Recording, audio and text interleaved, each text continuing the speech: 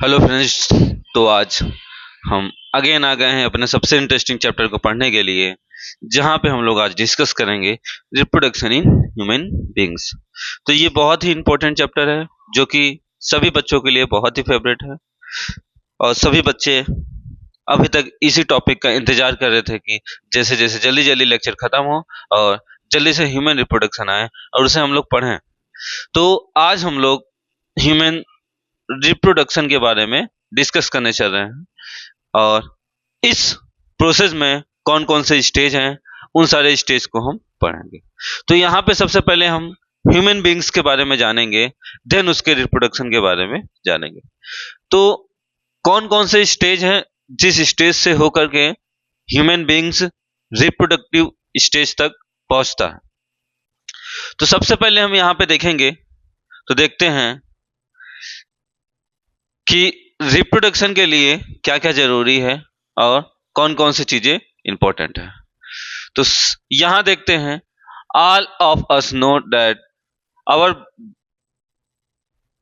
Bodies change as we become older. हम सभी जानते हैं कि हमारी बॉडीज चेंज होती है। चेंज होने का मतलब ये है कि हम बचपन में छोटे से रहते हैं और धीरे धीरे बड़े होते होते होते हमारी बॉडी जैसे जैसे ओल्डर होती जाती है, वैसे वैसे बॉडी में बहुत सारे चेंजेस आते रहते हैं। तो ये चेंजेस कैसे आते हैं, इन सब के बारे में हम लोग आज यहाँ पे डिस्कस करेंगे। तो यहाँ हम देखते हैं, ये सारे चेंजेस बहुत सारे फेजेस में कंप्लीट होते हैं।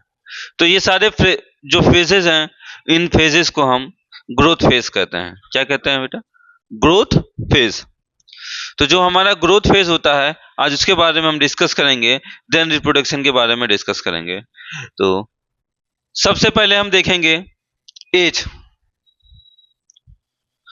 कौन कौन सा सर्टेन एज है जो कि इंपॉर्टेंट होता है ह्यूमन बींग्स को रिप्रोडक्शन तक पहुंचने के लिए।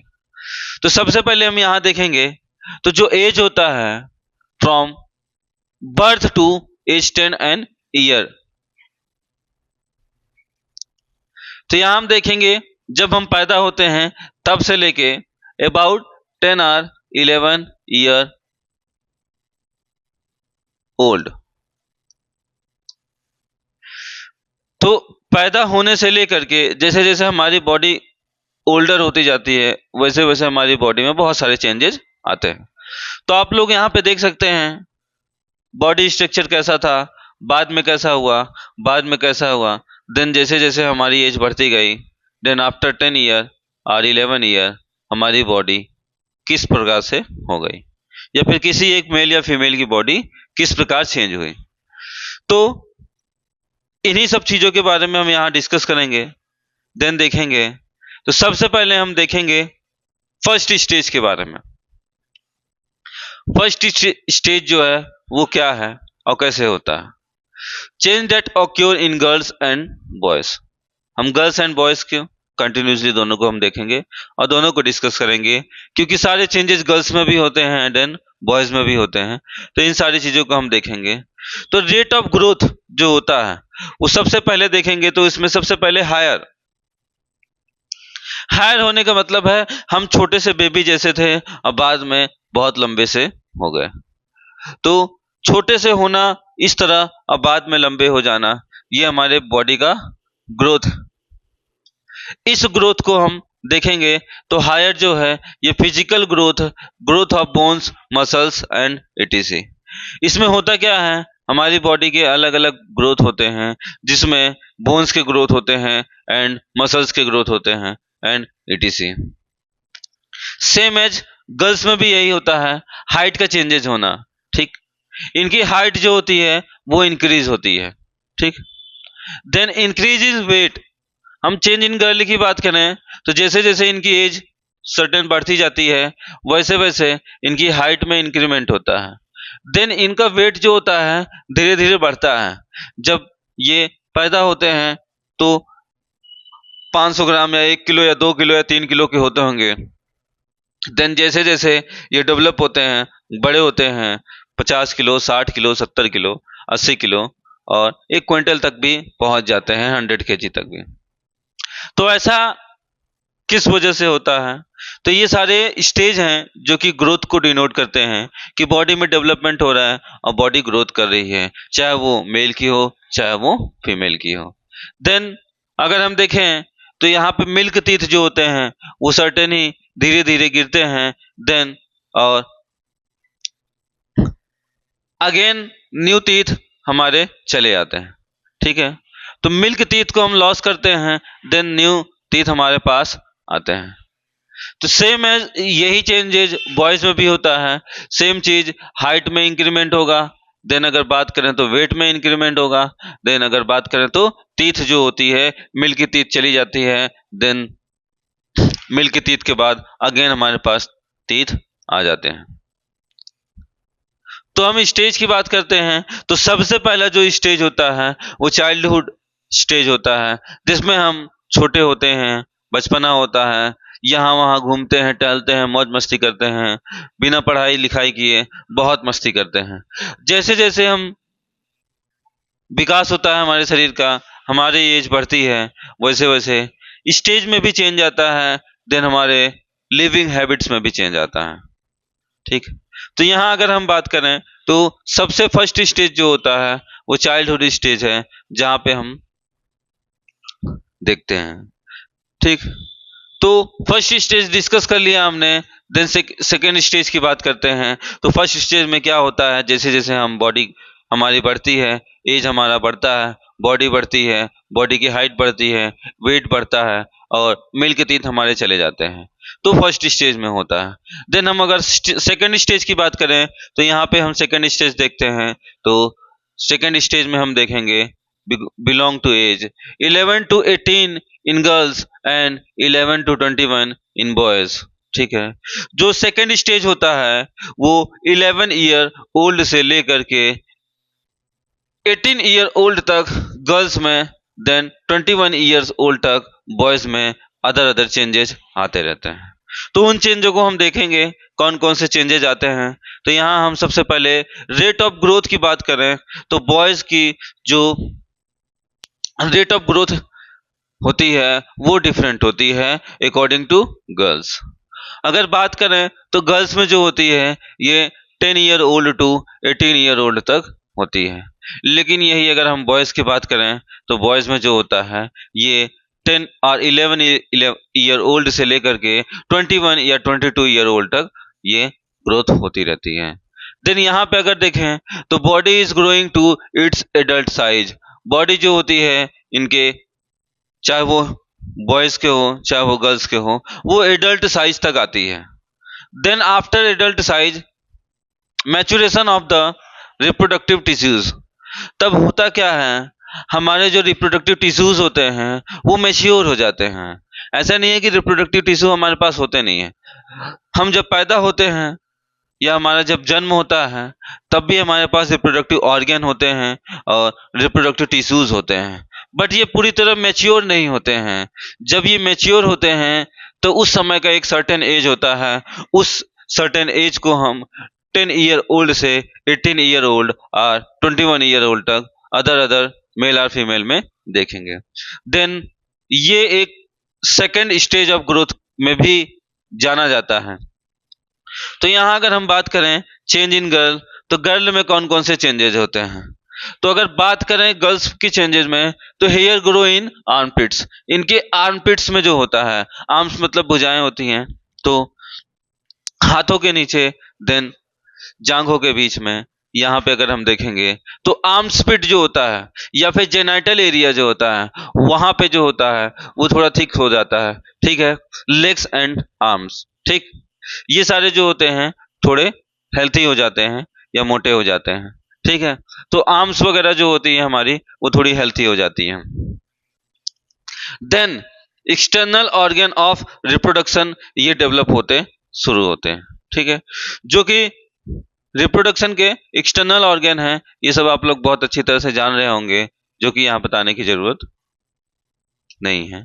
देन हम देखेंगे रिप्रोडक्टिव ऑर्गन क्या है, इसके बारे में आगे हम डिस्कस करेंगे। अगर किसी भी बच्चे के अंदर डाउट है मन में कि रिप्रोडक्टिव पार्ट क्या है या रिप्रोडक्टिव थिंग्स यहाँ पे दी गई है, जेनेटाइल एरिया क्या है, जेनेटाइल एरिया ठीक है। तो ये सारी चीजें आगे हम डिस्कस करेंगे विद फिगर, तब आप लोग को सब कुछ समझ में आ जाएगा। देन यहाँ देखेंगे genital area become darker in colour. जो जेनेटाइल एरिया होता है वो भी धीरे धीरे क्या होता है, कलर में डार्कर हो जाता है। अब डार्क कलर होना ये किसकी वजह से होता है, तो हम देखेंगे कि मेलानाइन नाम का एक पिगमेंट होता है, जिस वजह से स्किन जो होती है वो डार्क कलर में हो जाती है। तो due to excessive melanin pigment, then melanin pigment क्या करता है, ये हमारी बॉडी के स्किन को जो है या फिर जेनेटल एरिया के स्किन को जो है थोड़ा डार्कर कर देता है। ठीक, ये जो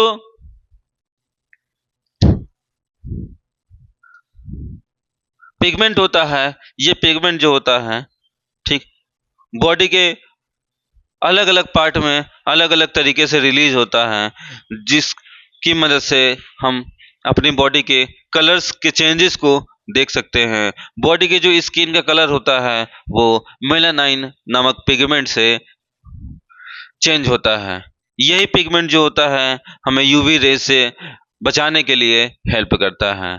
अगर यूवी रेज की बात करें तो अल्ट्रावायलेट रेज होती हैं जो हमारे स्किन को डैमेज होने से बचाता है।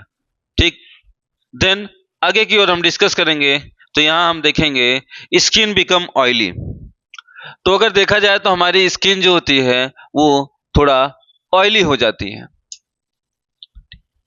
स्किन हमारी ऑयली होती है और many develop pimples. Then pimples भी क्या होते हैं, निकलते हैं। तो आप लोग देखे होंगे जैसे कि आप लोग क्लास 8, 6, 7, 8 में या फिर 9, 10 तक पहुंचते हैं, वैसे वैसे क्या होता है, बॉडी में बहुत सारे चेंजेस होते हैं। अचानक से बॉडी में चेंजेस होने की वजह से बच्चे घबरा जाते हैं कि ऐसा कैसे हो रहा है मेरी बॉडी के साथ। बट ये नॉर्मल है और ये सभी ह्यूमन बींग्स के साथ होता है। देन अगर बात करें तो यहाँ पे पिंपल्स वगैरह आ जाते हैं, फेस जो होता है ऑयली हो जाता है, जिससे क्या होता है कि फेस में जो है ऐसे डार्क डार्क स्पॉट चले जाते हैं। ठीक है, तो ये सारी चीजें जो होती हैं ये एक साइन प्रोड्यूस करती है, जिससे हमें समझ में आता है कि हम धीरे धीरे एडल्ट होते जा रहे हैं। ठीक है, देन आगे हम बात करें चेंज इन गर्ल्स की, तो सेम एज जैसे कुछ डेवलपमेंट बॉयज में होते हैं वैसे कुछ चेंजेस जो होती हैं गर्ल्स में भी होती हैं। अगर हम बात करें आर्म स्पीड की, तो आर्म्स एंड लेग्स ये जो होते हैं थोड़े थिकर हो जाते हैं बॉयज में। लेकिन सेम थिंग ऐसे नहीं होता। फर्स्ट स्टेज जो हमने पढ़ा था उसमें जो चेंजेस गर्ल्स में आती हैं सेम एज वही चेंजेस बॉयज में भी दिखाई देती हैं। बट सेकेंड स्टेज में ऐसा नहीं है। सेकेंड स्टेज में होता क्या है, तो सेकेंड स्टेज में अगर देखेंगे तो बहुत सारे चेंजेस हैं जो कि डिफरेंट डिफरेंट है। तो यहाँ हम लोग डिस्कस करेंगे अब गर्ल्स के चेंजेस में। तो चेंज इन गर्ल्स में अगर देखा जाए तो breast size begins to increase. इनकी ब्रेस्ट की साइज में जो होता है वो इंक्रीज होता है। तो ब्रेस्ट का साइज जो होता है वो जैसे जैसे एज बढ़ती जाती है वैसे वैसे ब्रेस्ट का साइज जो होता है वो इंक्रीज होते जाता है। देन अगर देखा जाए डार्किंग ऑफ द स्किन, इनके भी स्किन में जो होता है डार्कनेस आती है, और वो डार्कनेस आने की वजह क्या होती है, तो अभी अभी हम लोगों ने पढ़ा था मेलानाइन नाम का एक पिगमेंट होता है जो क्या करता है, डार्कनेस को लाता है। तो ये डार्कनेस जो होती है इनके स्किन की वो निपल्स में होती है and the tip of the breast, जो कि क्या होता है ब्रेस्ट के एकदम टॉप पे या ब्रेस्ट के एकदम अपर पार्ट पे जो निप्पल होता है इसके चारों ओर जो होता है वो डार्कनेस आ जाती है। तो इसके अलावा अगर हम आगे की ओर देखें तो बीइंग्स टू मेंस्ट्रुएट, अगर बात करें तो इनमें जो होता है बिगिनिंग होती है, किस चीज की बिगिनिंग होती है, तो अगर हम शुरुआत की बात करें तो मेंस्ट्रुएट की शुरुआत होती है। अब मेंस्ट्रुएट क्या होता है, तो मेंस्ट्रुएट जो होता है एक साइकिल होती है जिसे मेंस्ट्रुएशन साइकिल भी कहते हैं। तो ये मेंस्ट्रुअल साइकिल जो होती है ये एक प्रकार से पीरियोडिक लॉस ऑफ ब्लड है, जो कि क्या होता है पीरियड वाइज पीरियड क्या होता है ब्लड का लॉस होता है। इसलिए हम इसे पीरियड नाम भी देते हैं, क्योंकि ये एक सर्टेन फिक्स टाइम में फिर से ब्लड फ्लो होता है। लॉस ऑफ ब्लड करता है from the body of female starting from puberty, जो कि प्यूबर्टी के समय से स्टार्ट होता है और लगभग 15 ईयर तक ये चलता रहता है। ठीक है, तो ये जो मेंस्ट्रुअल साइकिल है ये only and only for female में होता है, नॉट अ मेल। ठीक है, याद रखिएगा ये मेल में नहीं होता है, ये केवल और केवल फीमेल में होता है, जो कि प्यूबर्टी के दौरान शुरू होता है और आफ्टर 50 ईयर ओल्ड ये जाकर के खत्म होता है। तो 45 टू 50 ईयर तक में ये कंटिन्यू चलता रहता है, जो कि पर मंथ होता रहता है, जिसे हम मेंस्ट्रुअल साइकिल कहते हैं। देन अगर चेंज इन बॉय की बात करें तो बॉयज में कौन कौन से चेंजेस होते हैं उसको हम देखते हैं और यहाँ पे डिस्कस करते हैं। तो जैसे ही गर्ल्स में कुछ चेंजेस होते हैं, सेम उसी तरह कुछ चेंजेस जो होते हैं वो बॉयज के भी होते हैं। अगर बात की जाए तो यहाँ पे हम देखेंगे हेयर ग्रोथ इन आर्मपिट्स, इनके भी आर्मपिट्स में हेयर ग्रोथ होती है। जेनाइटल एरिया जो होता है ये थोड़ा कलर में थिक हो जाता है, और लेग एंड आर्म्स ये सारी चीजें, ठीक है, जो कि हम लोगों ने पिछले स्लाइड में भी पढ़ा था। देन अगर और चीज बात करें तो यहाँ पे देखेंगे genital area become darker in colour, तो सेम एज इनमें भी जो होता है बॉयज में भी इनका जेनाइटल एरिया जो है डार्कर हो जाता है। देन अगर स्किन की बात की जाए तो स्किन जो होती है ऑयली होती है और पिंपल्स आ जाते हैं। ठीक है, तो इनमें भी स्किन जो होती है डार्क होती है, स्किन ऑयली होती है, देन इनमें जो होते हैं पिंपल्स आ जाते हैं। तो आगे की ओर हम देखेंगे तो growth of thicker hair on face, अगर बात करें फेस की तो फेस पे जो है बहुत से बड़े बड़े हेयर्स ग्रोथ होते हैं, जिसे हम बियर्ड कहते हैं, in the form of beard and moustache. ठीक है, और अगर देखा जाए तो वॉइस बिगिन टू क्रैक, जो वॉइस होती है वो थोड़ी सॉलिड हो जाती है। अगर बात करें जैसे कि हम लोग जैसे जैसे हमारी एज बढ़ती है तो हम देखेंगे कि हमारी जो आवाज़ होती है नॉर्मल सी वो जो है एकदम सॉलिड और अमिताभ बच्चन जैसी हो जाती है। अगर हम देखें तो आवाज़ हमारी बहुत सॉलिड हो जाती है। तो ये सॉलिड वॉइस का जो चेंजेज है, अमिताभ बच्चन जैसे आवाज़ आना, ये कैसे होता है? तो ये हमारे जैसे जैसे एज ग्रोथ होती है सेकेंड स्टेज में, जैसे जैसे हम एडल्ट होते हैं वैसे वैसे क्या होता है हमारी वॉइस में भी चेंजेज आता है। ठीक, साथ ही साथ penis begins to become in large and erect, अगर बात करें पेनिस की तो पेनिस भी जो है इन लार्ज हो जाता है एंड इरेक्ट हो जाता है, जो कि हम लोग देखते हैं मेल बॉडी के प्यूबर्टी टाइम में। और इनलार्ज होना और इरेक्ट होना ये उस समय होता है जब due to excess of flow blood in tissues of the penis in this stage, ये इस वजह से होता है। उस समय क्या होता है इस स्टेज में ह्यूमन बींग्स में जो मेल होता है या फिर हम कह सकते हैं बॉयज जो होते हैं इनमें ये चेंजेज आते हैं, जिसमें ब्लड फ्लो बहुत तेजी से होता है, देन टिश्यूज जो होते हैं वो बहुत तेजी से डेवलप होते हैं, जिस वजह से इनलार्ज पेनिस एंड इरेक्ट हो जाता है। देन हम इस स्टेज की बात करते हैं जिस स्टेज में प्यूबर्टी होती है। अगर हम प्यूबर्टी की बात करें तो कुछ बच्चे प्यूबर्टी के बारे में जानते होंगे, अगर नहीं भी जानते हैं तो यहाँ पे हम देखेंगे प्यूबर्टी एक ऐसा स्टेज है जिसमें हम सेक्सुअल मैच्योरिटी पे आ जाते हैं, मतलब सेक्सुअली पूरी तरह से मैच्योर हो जाते हैं कि हमें किस प्रकार से क्या चीज़ें करनी हैं और क्या चीज़ें नहीं करनी हैं, इन सब का बहुत अच्छी तरह से नॉलेज हो चुका होता है, कौन सी चीज़ अच्छी है कौन सी चीज़ खराब है। ठीक है, तो यहाँ पे हम देखेंगे इस स्टेज के बारे में, तो यहाँ पे सबसे पहले फेज ऑफ ग्रोथ में अगर देखें puberty is characterised by, puberty को हमने कुछ चीज़ों में कैरेक्टराइज किया है, जैसे कि फ्रीक्वेंट इमोशंस शिफ्ट्स, अचानक ही क्या होता है हमारी बॉडी में बहुत सारे इमोशंस आ जाते हैं, तो ये प्यूबर्टी के दौरान ही होता है। प्यूबर्टी जब हमारी बॉडी में शुरुआत होती है तो हमें बहुत सारे इमोशंस अटैचमेंट बहुत सारी चीजें होती हैं, जैसे कि हम देखेंगे ये चीज इस वजह से होती है due to secretion of special hormones as there in maturation of reproductive tissue, तो कुछ ऐसे हार्मोन्स है, जो हार्मोन्स हमारी बॉडी में रिलीज होते हैं, और उस हार्मोन के रिलीज होने के बाद ही हमारी बॉडी में बहुत सारे चेंजेस आते हैं और बहुत सारी फीलिंग्स होती है, बहुत से लोगों के प्रति अट्रैक्शन होता है, बहुत से लोगों के प्रति हम नाराज रहते हैं। तो ये सारी चीज़ें जो इमोशनल है, ये सारी चीज़ें जो होती हैं,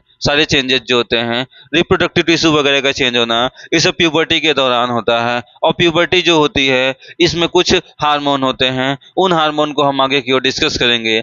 मेल में जो होता है टेस्टोस्टेरोन होता है, देन इसी तरह फीमेल में भी होता है। तो अगर हम बात करें physical maturation of reproductive system, तो ये फिजिकल मैच्योरेशन है जो कि एक मेल रिप्रोडक्टिव का पार्ट है, देन ये फीमेल रिप्रोडक्टिव का पार्ट है। तो अगर हम देखें तो फीमेल रिप्रोडक्टिव पार्ट कुछ इंटरनली इस तरह दिखाई देता है, ये इंटरनली फिगर है जो कि इंटरनली इस तरह दिखाई देता है।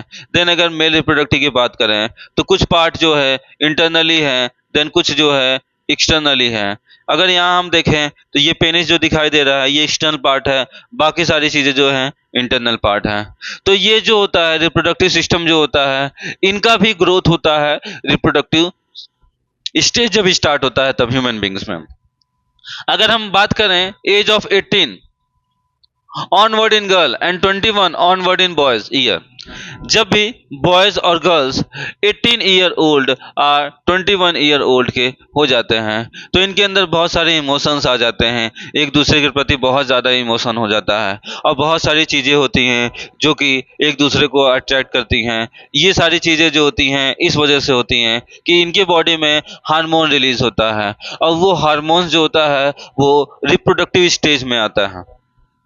तो यहाँ हम बात करेंगे आगे की ओर तो देखेंगे body is physically ready to reproduce. यहाँ पे बॉडी जो होती है फिजिकली रिप्रोड्यूस होने के लिए पूरी तरह तैयार हो जाती है। ये एक ऐसा स्टेज होता है जिस स्टेज में हमारी जो बॉडी होती है वो पूरी तरह से रिप्रोडक्टिव स्टेज में आ जाती है और हम इस फेज को कंप्लीट करने के लिए पूरी तरह से रेडी हो चुके होते हैं।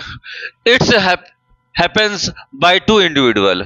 ये जो चीज़ें होती हैं ये किन्हीं दो इंडिविजुअल के बीच होती हैं, जिसमें हम देख सकते हैं एक मेल होता है देन एक फीमेल होता है।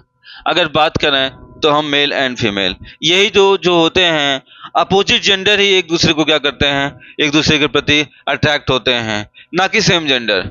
तो यहाँ पे हम देखेंगे तो यहाँ दो इंडिविजुअल का होना जरूरी है और जो दो इंडिविजुअल हैं वो दोनों जो होने चाहिए, एक मेल देन सेकंड फीमेल होना चाहिए, नहीं तो आप लोग समझो कि दोनों मेल हो सके या दोनों फीमेल हो सके। ठीक है। देन अगर बात करें आगे की ओर तो देखेंगे to individuals joining their bodies together for internal transfer of germs cell by fusion। तो यहाँ पे जो इंटरनल फ्यूजन होता है, इंटरनली फ्यूजन होने के बाद ही क्या होता है, जर्म्स एक दूसरे के जेनिटल एरिया से ट्रांसफर होते हैं और ट्रांसफर होकर के क्या करते हैं, तो ट्रांसफर होकर के एक न्यू जाइगोट को रिप्रोड्यूस करते हैं, जहाँ पे हम न्यू बॉर्न बेबी चाइल्ड कुछ मंथ बाद देखने को मिलता है। तो यहाँ पे अगर हम इंटरनल ट्रांसफर की बात करें तो the transfer of sperm from the body of male to the body of female. यहाँ पे होता क्या है, जो स्पर्म होता है वो मेल बॉडी से होते हुए फीमेल बॉडी में चला जाता है। ठीक है। तो स्पर्म का मेल बॉडी से जा करके फीमेल बॉडी में इंटर करना, यही हम इंटरनल ट्रांसफर कहते हैं, जो कि किसी टू इंडिविजुअल में होता है और वो टू इंडिविजुअल एक मेल एंड एक फीमेल होने चाहिए। देन आगे की ओर बात करें, स्टेज को हम आगे की ओर बढ़ाते हैं और देखते हैं जब हम एडल्ट होते हैं तब ये सारी चीज़ें पॉसिबल हो पाती है। तो जो इंटरकोर प्रोसेस होता है, ये जो रिप्रोडक्शन के समय होता है, ये कब पॉसिबल हो पाता है, तो जब हम एडल्ट हो जाते हैं तभी ये पॉसिबल हो सकता है। तब हमारे बॉडी में बहुत सारे हार्मोन्स रिलीज होते हैं और हम फिजिकली मैच्योर हो चुके होते हैं कि हमें इंटरकोर करना है या फिर नहीं करना है। और इस दौरान हम इंटरकोर के दौरान क्या करते हैं, एक जर्म्स को अपने स्पर्म सेल को फीमेल के एक सेल तक पहुंचाने के लिए वर्क करते हैं, जो कि सेक्सुअल रिप्रोडक्शन में आता है। देन आगे की ओर हम बात करेंगे तो मेल रिप्रोडक्टिव सिस्टम की बात करेंगे, जहां पे हम देखेंगे मेल रिप्रोडक्टिव सिस्टम। ठीक है, तो मेल रिप्रोडक्टिव सिस्टम के पार्ट को हम अच्छी तरह से समझेंगे और देखेंगे विद फिगर। तो सबसे पहले हम मेल रिप्रोडक्टिव पार्ट की बात करते हैं। तो यहाँ पे हम मेल रिप्रोडक्टिव पार्ट को देखते हैं। The male reproductive system consist of protein which produce the germ cell. ठीक है, तो मेल रिप्रोडक्टिव सिस्टम क्या करता है, तो ये the male reproductive system consist of portion which produce the germ cell. तो यह एक ऐसा पोर्शन होता है, बॉडी का एक ऐसा पार्ट होता है जो क्या करता है, जर्म सेल को पेनिस के थ्रू रिप्रोड्यूस करता है, या फिर हम कह सकते हैं प्रोड्यूस करता है। ठीक है, तो यहाँ पे जर्म सेल प्रोड्यूस होते हैं मेल रिप्रोडक्टिव पार्ट में, जो कि पेनिस कहलाता है। ठीक, एंड यहाँ देखेंगे हम other portion that deliver the germ cell to the site of fertilisation. तो यहाँ पे अगर हम बात करें किसी एक पोर्शन की, तो एक पोर्शन में यह प्रोड्यूस होता है, देन जो सेकंड पोर्शन होता है, ये जिसे हम पेनिस कहते हैं, ये क्या करता है, ट्रांसफर करने में हेल्प करता है। तो ये किस तरह ट्रांसफर होता है, हम आगे की ओर देखेंगे। तो the formation of germ cell और sperm take place in the testis. अगर हम टेस्टिस की बात करें तो यहाँ हम देख सकते हैं ये हमारा टेस्टिस है, जो कि टेस्टिस होता है। यहाँ पे नंबर ऑफ सेल्स प्रोड्यूस होते हैं। तो यहाँ पे अगर हम बात करें तो इसके बारे में और डीपली हम क्लास 12 में पढ़ेंगे। यहाँ पे हम बेसिक नॉलेज लेंगे, देन यहाँ पे देखेंगे। तो यहाँ पे जो टेस्टिस होता है, टेस्टिस के अंदर स्पर्म प्रोड्यूस होता है। देन स्पर्म प्रोड्यूस होने के बाद आफ्टर द प्रोड्यूसिंग ये कहाँ जाता है, इसके बारे में डिस्कस करेंगे। इसके बारे में डिस्कस करने से पहले टेस्टिस को देखते हैं। तो हम अपने बॉडी के टेस्टिस अगर गौर करें तो इसमें होता क्या है, फीमेल बॉडी का जो रिप्रोडक्टिव सिस्टम होता है उसमें पेनिस एंड टेस्टिस जो होता है वो आउटसाइड द बॉडी होता है, बाकी पार्ट्स जो होते हैं इनर साइड में होते हैं। ऐसा क्यों होता है, और फीमेल बॉडी में सारे के सारे इनर पार्ट होते हैं। ऐसा इसलिए होता है क्योंकि हमारी बॉडी का जो टेम्परेचर होता है, उस टेम्परेचर में स्पर्म जो हैं वो लीव नहीं रह सकते हैं। इस वजह से जो टेस्टिस होता है हमारा, वो बॉडी के हमारे बॉडी के बाहर होता है, जो कि हमारे टेम्परेचर को मेंटेन करता है। ठीक, तो यहाँ हम देखेंगे they are located outside the abdomen. यहाँ पे अगर टेस्टिस की बात करें तो एब्डोमेन कैविटी जो होती है हमारी, ठीक है, एब्डोमेन कैविटी उसके आउटर साइड में ये होता है जहां पे स्पर्म क्रिएट होते हैं।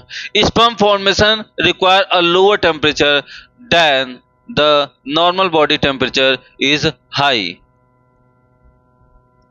ठीक, अगर हम बात करें तो हमारी बॉडी का जो टेम्परेचर होता है नॉर्मल बॉडी का, वो बहुत ज़्यादा हाई होता है, और स्पर्म प्रोड्यूस करने के लिए लो टेम्परेचर चाहिए होता है। इस वजह से टेस्टिस जो होता है वो बॉडी के बाहर होता है।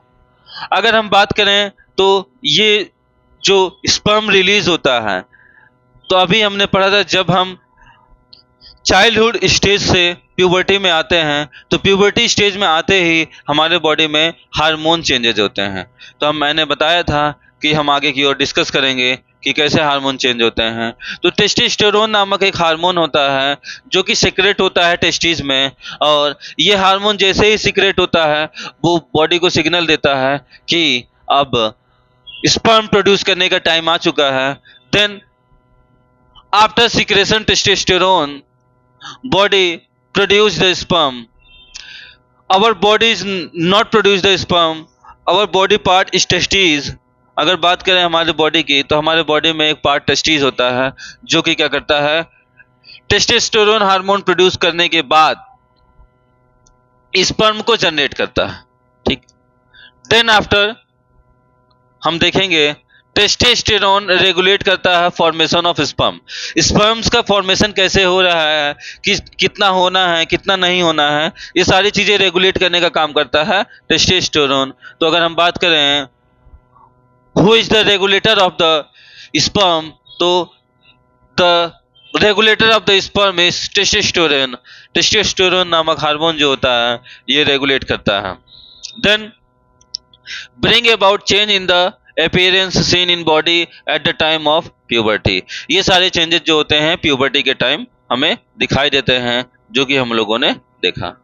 अगर हम यहाँ पे स्क्रोटम की बात करें तो स्क्रोटम जो होता है टेस्टिस से जुड़ा हुआ होता है, जो कि आउटर साइड एक लेयर होती है जो क्या करती है, टेस्टिस को प्रोटेक्ट करती है।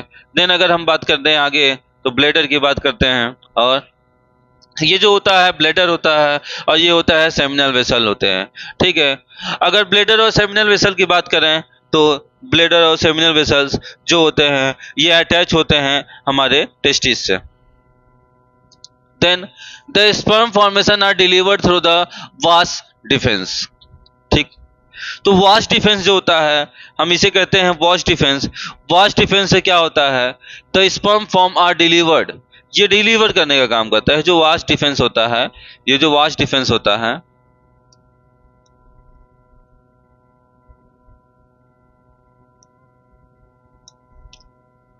तो वास डिफेंस जो होता है ये करता क्या है, ये स्पर्म को डिलीवर्ड करने का काम करता है। Units with a tube coming from the urinary bladder, जो क्या होता है ये यहाँ से होते हुए यूरिनरी ब्लैडर में आके जुड़ता है। तो अगर हम यूरिनरी ब्लैडर की बात करें तो यूरिनरी ब्लैडर जो होता है इसे हम हिंदी में मूत्राशय कहते हैं। ठीक है, यहाँ पे जो है हमारा यूरिन जो होता है वो कलेक्ट होता है। यहाँ पे अगर बात करें कलेक्शन ऑफ यूरिन,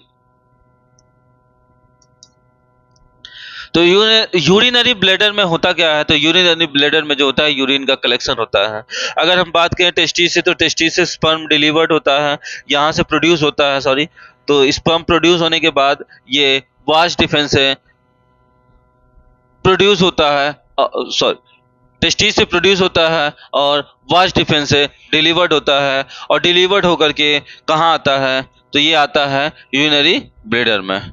देन अगर हम बात करें ब्लैडर की, तो यहाँ पे पहुंचने के बाद अगर आप देख सकते हैं तो टेस्टिस जो कि वास डिफेंस से होते हुए यहाँ पे ये जुड़ा हुआ है ब्लैडर तक, और ब्लैडर से होते हुए ये आया है हमारे पेनिस से, और पेनिस से होकर के ये बाहर निकल गया है। तो अगर बात करें हम तो इसे हम यूरेथ्रा कहते हैं, the form of common passes from both the sperms and urine. तो अगर हम मेल पार्ट की बात करें तो मेल रिप्रोडक्टिव सिस्टम में जो ये यूरेथ्रा होता है इसे हम कहते हैं यूरेथ्रा।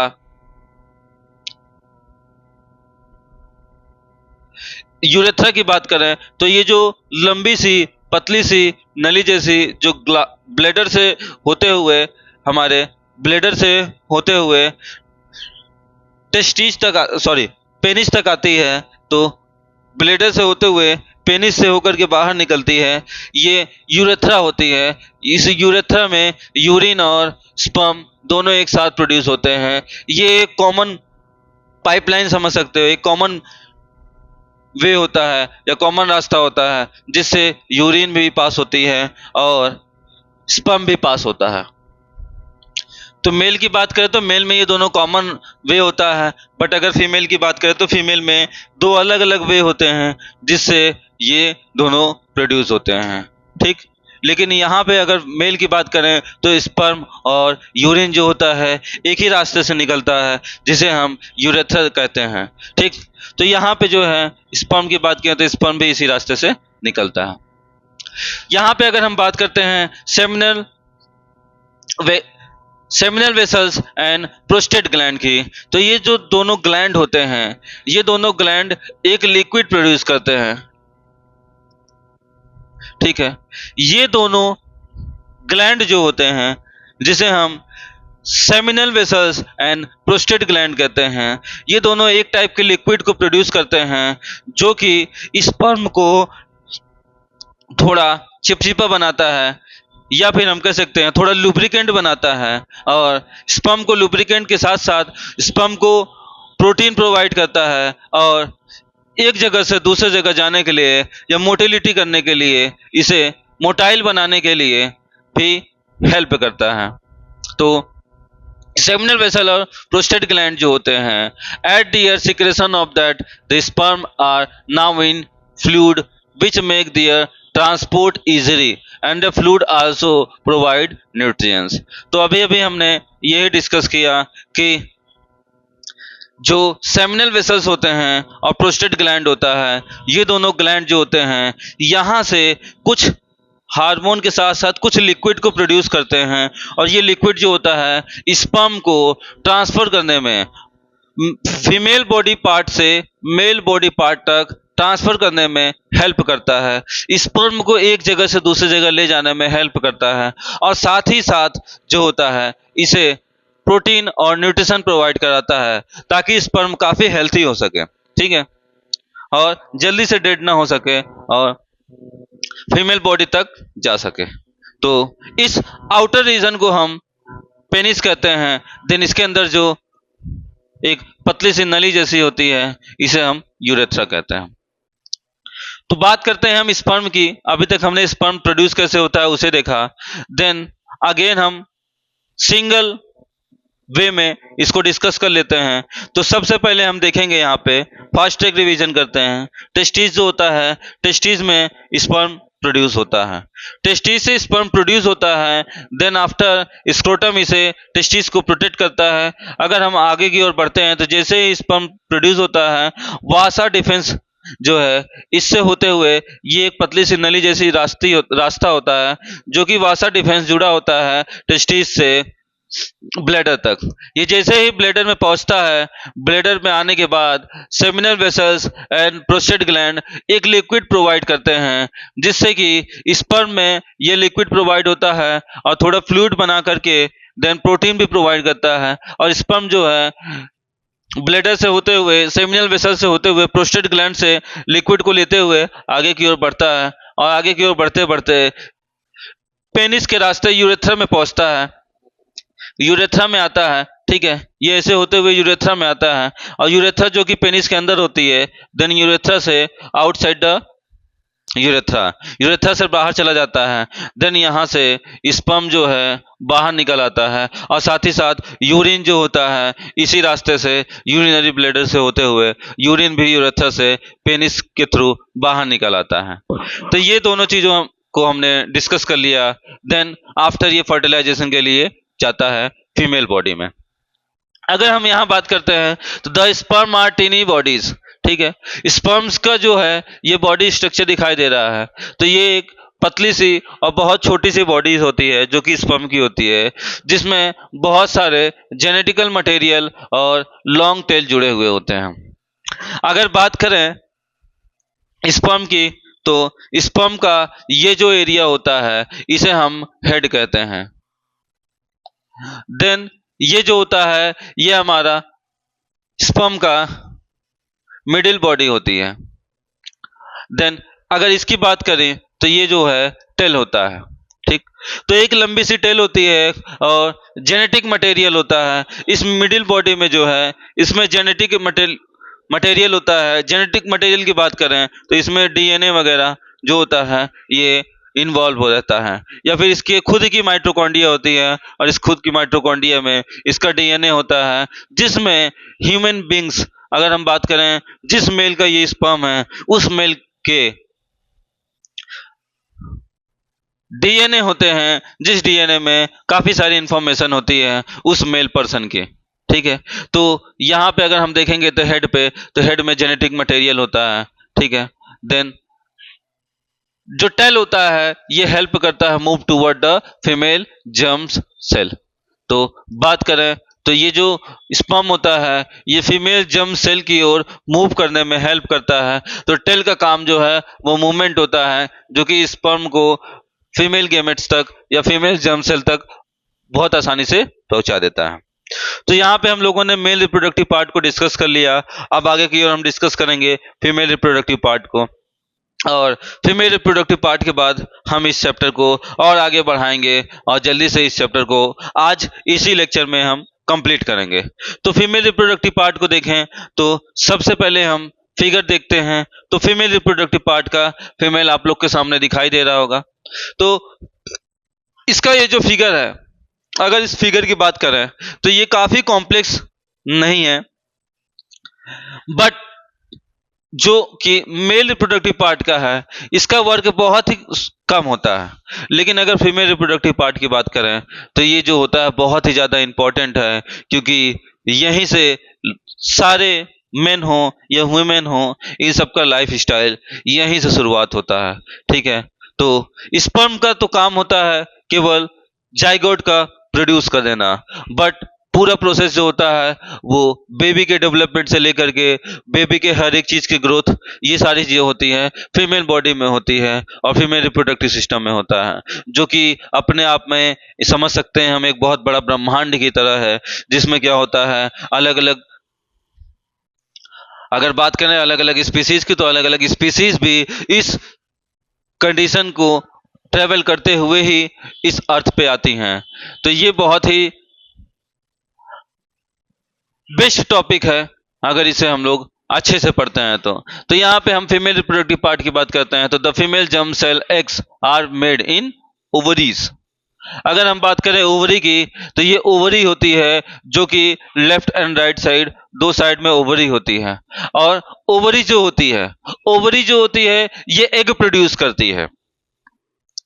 बात करते हैं फीमेल बॉडी की तो फीमेल बॉडी के रिप्रोडक्टिव पार्ट में ओवरी जो होती है एग प्रोड्यूस करती है, और वो जो होती है हमेशा एक सिंगल एग प्रोड्यूस करती है जो कि period by period per month produce होता है। और ये पर मंथ फीमेल बॉडी में प्यूबर्टी से लेकर के आफ्टर 15 ईयर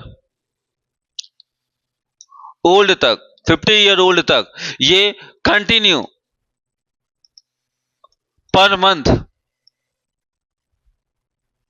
रिलीज होता है। ठीक, तो बात करें तो ओवरी की तो ओवरी से एग रिलीज होता है, जैसे ही यहाँ पे एग रिलीज होता है, ठीक है, वैसे ये फेलोपियन ट्यूब में जाता है। ठीक, तो यहाँ पे अगर हम बात करते हैं ओवरी की तो ओवरी के बारे में और अच्छे से डिस्कस कर लेते हैं, और बहुत अच्छे से। तो यहाँ हम देखेंगे जब गर्ल बॉर्न होती है या फिर जब बेबी गर्ल बॉर्न होती है, the ovaries already contain thousands of immature eggs।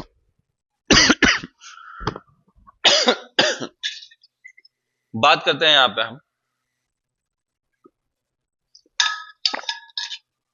Immature egg की, तो जैसे ही बेबी गर्ल जो होती है वो वॉम्ब में डेवलप होती है या माता के गर्भ में रहती है, तभी से उसकी बॉडी में या फिर कह सकते हैं उसके फीमेल बॉडी के रिप्रोडक्टिव पार्ट में जो ओवरी होता है वहां पे एग क्रिएट होना शुरू हो जाते हैं, और जैसे ही बेबी का बर्थ होता है तब तक थाउजेंड्स ऑफ इमेच्योर एग होते हैं, और after birth to first stage complete करते करते जब तक ये फर्स्ट स्टेज कंप्लीट करती है 10 ईयर ओल्ड तक पहुंचती हैं, तब तक ये इमेच्योर एग जो होते हैं 10 ईयर तक होते होते गर्ल्स में ये मैच्योर होने लगते हैं। देन आफ्टर मैच्योरेशन ये प्रोड्यूस होते हैं, ओवरी से ये निकलते हैं। तो हम लोग देखेंगे जैसे ये ओवरी से प्रोड्यूस होता है, on reaching puberty some of this start maturing. तो ये चीज हमने बता दिया, जैसे ये प्यूबर्टी तक आती हैं एग जो होते हैं मैच्योर हो जाते हैं। Then one egg is produce every month by one of the ovaries. तो अगर हम बात करें तो चाहे इस ओवरी की या फिर चाहे इस ओवरी की, किसी दो ओवरी में से किसी एक ओवरी में ये एग प्रोड्यूस होगा। Then after producing the egg, जैसे कि ओवरी से ये निकला, ये क्या करता है पर मंथ निकलता है। तो हम यहां देख सकते हैं फिगर में, यहां से एक मैच्योर एग निकल रहा है और निकल के फेलोपियन ट्यूब की ओर जा रहा है। तो फेलोपियन ट्यूब में देखेंगे ये फिंगर लाइक स्ट्रक्चर जो होता है ये ओवरी से निकलते हुए एग को अपनी ओर अट्रैक्ट करता है। ठीक है, देन या फिर कह सकते हैं कैच करता है। The egg is carried from the ovary to womb. Ovary से ये है होता है हमारा वॉम्ब, जिसे हम गर्भ कहते हैं। तो ओवरी से ये फेलोपियन ट्यूब से होते हुए वॉम्ब तक आता है। तो ये जो वॉर्म तक आने का जो प्रोसेस होता है या जिस वे से ये आता है, हम वहां देखते हैं तो अथिन ओविडक्ट्स और फेलोपियन ट्यूब्स। यहाँ पे अगर हम देखेंगे तो ओविडक्ट्स होते हैं या फिर हम कह सकते हैं फेलोपियन ट्यूब होता है। तो ओवरी से होते हुए वॉर्म तक आने के लिए एक वे होता है, इसे हम कहते हैं फेलोपियन ट्यूब।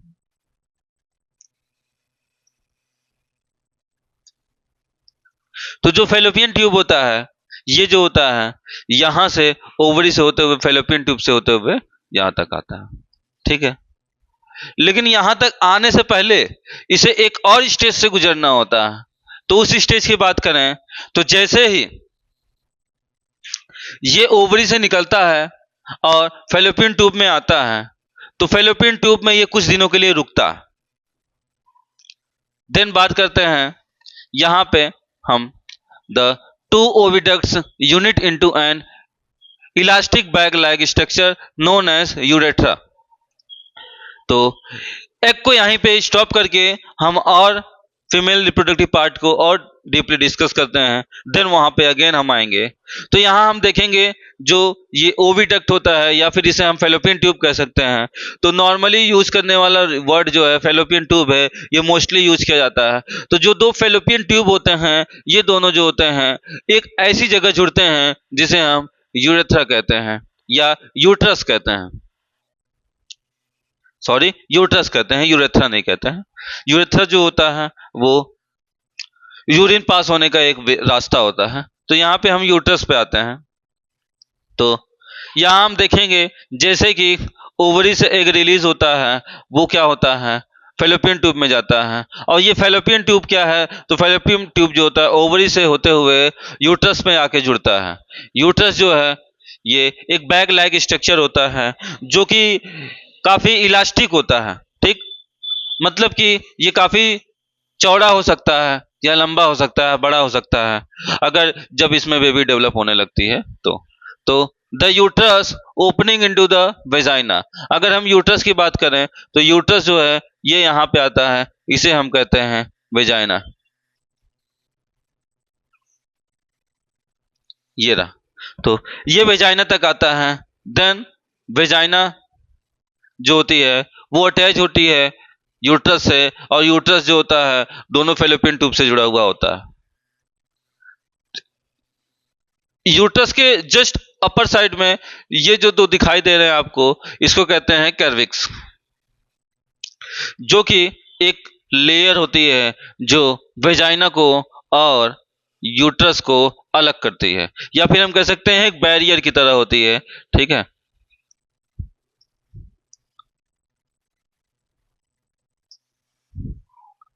देन आगे की ओर हम देखेंगे the sperm enter through the vagina passing during sexual intercourse.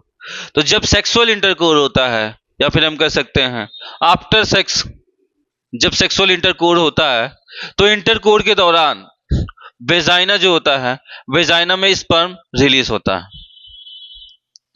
Then जैसे ही आफ्टर इंटरकोरिंग यहां पे स्पर्म रिलीज हुआ वेजाइना में, अगर हम बात करते हैं यहां पे वेजाइना की, तो वेजाइना में जो होता है स्पर्म इंटर करता है। तो ये रहा हमारा पेनिस, देन ये रहा वेजाइना, और वेजाइना में जैसे ही यहां पे हम देखेंगे स्पर्म, स्पर्म जैसे ही रिलीज होता है स्पर्म कैर्विक्स के थ्रू यहां से यूट्रस में आता है, और यूट्रस में आकर के हम यहाँ पे इसका क्रॉस सेक्शन देख सकते हैं। यूट्रस में आकर के ये फेलोपियन ट्यूब से जहां एक स्टॉप हुआ होता है वहां तक जाता है, ठीक है। अगर हम बात करें सेक्सुअल इंटरकोर की, तो सेक्सुअल इंटरकोर ये एक रिप्रोडक्शन का एक्ट है, या फिर हम कह सकते हैं एक प्रोसेस है जो रिप्रोडक्शन करने से पहले होता है, या रिप्रोडक्शन करते समय एक ऐसा प्रोसेस है जिसे हम सेक्सुअल इंटरकोर कहते हैं, या आम बोलचाल की भाषा में सेक्स कहते हैं। तो they travel upward and reach the oviduct, या फिर हम कह सकते हैं ये ऊपर की ओर जाता है ऐसा ट्रेवल करते हुए। ओविडक्ट मतलब fallopian tube, then fallopian tube में आता है many encounter like eggs the egg, ठीक। जो बहुत सारे नंबर्स ऑफ स्पर्म्स होते हैं। अगर हम बात करें यहाँ पे, तो एक स्पर्म नहीं होते, बहुत सारे स्पर्म होते हैं जो कि यहाँ पे एग तक आते हैं। The fertilize egg, the zygote get implanted in the lining of the uterus and starting dividing। अगर हम बात करें फर्टिलाइजेशन की, तो जब फर्टिलाइज होता है एग फर्टिलाइज कब होता है? तो जब स्पर्म एंड एग आपस में मिलते हैं, तो फैलोपियन ट्यूब में जाकर ये आपस में मिलते हैं, और जैसे ही ये आपस में मिलके स्पर्म जो है वो एग में फ्यूज होता है, और फ्यूज होने के बाद एग फर्टिलाइज होता है, और after fertilization they are make a single cell zygote. तो ये तुरंत ही फर्टिलाइजेशन के बाद एक सिंगल सेल जाइगोट का निर्माण करता है। इसके बाद ये जो होता है इम्प्लांटेड हो जाते हैं। इम्प्लांटेड मतलब यूट्रस में आकर के जुड़ जाना। तो in the lining of the uterus इसे कहते हैं, एंड स्टार्ट डिवाइडिंग। तो अगर हम यहां देखें तो ये रहा एग, यहां से क्या हो रहा है, ओवरी से एग रिलीज हुआ, और एग जो है धीरे धीरे आगे की ओर बढ़ रहा है। जैसे ही एग प्रोड्यूस होता है और आगे की ओर बढ़ता है, और यहाँ पे हम देखेंगे तो यहाँ पे स्पर्म जो है फर्टिलाइज हो रहे हैं। तो यहाँ पे जो होता है फैलोपियन ट्यूब में